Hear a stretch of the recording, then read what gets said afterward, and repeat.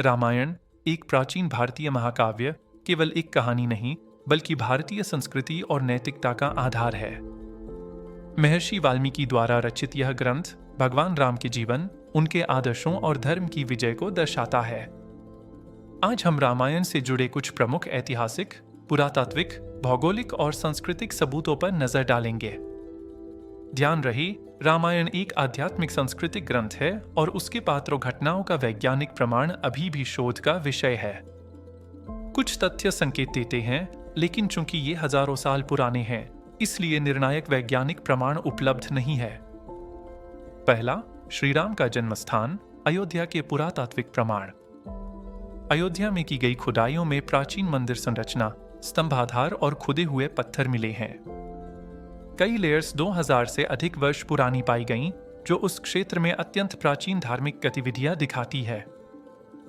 यह राम जन्मभूमि पर प्राचीन मंदिर की मौजूदगी का पुरातात्विक संकेत माना जाता है। दूसरा, सरयू नदी और अयोध्या का भूगोल।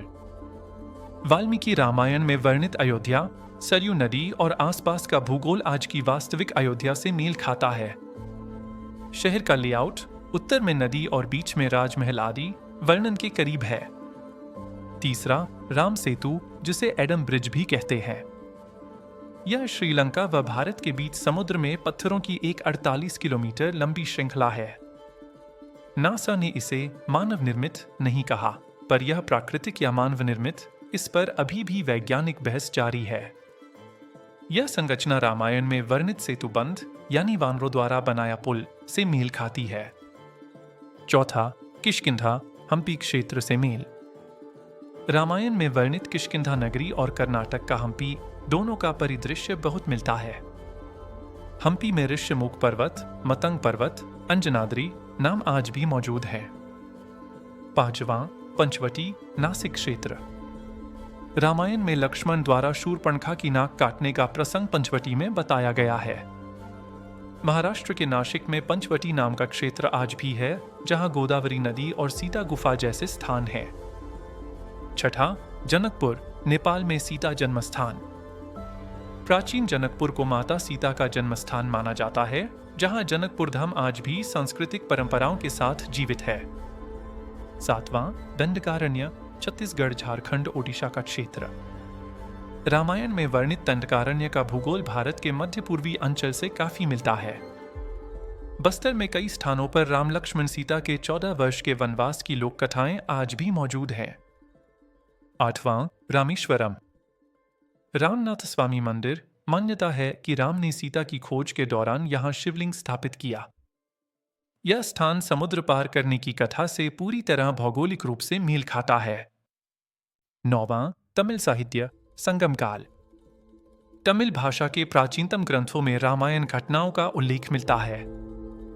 यह दर्शाता है कि दक्षिण भारत में राम की कथा 2000 साल पहले भी प्रसिद्ध थी। 10वां, श्रीलंका, रावण से जुड़ी जगह। श्रीलंका में सिगिरिया, सीता एलिया और नुवारा एलिया जैसे कई स्थान रावण से जुड़े माने जाते हैं। ये सब स्थानीय लोक कथाओं और परंपराओं में हजारों वर्षों से जीवित है। 11वां, प्राचीन नक्शे और यात्रा वर्णन। भारत के कई प्राचीन नक्शों और यात्राओं में अयोध्या से लंका तक की यात्रा का वर्णन मिलता है। 12वां, रामायण काल के संस्कृत नाम आज भी उपयोग में। सरयू, गोदावरी जैसी नदियां और जनकपुर, अयोध्या जैसे स्थान आज भी उन्हीं नामों से जाने जाते हैं। 13वां, डीएनए या मानवीय सबूत नहीं।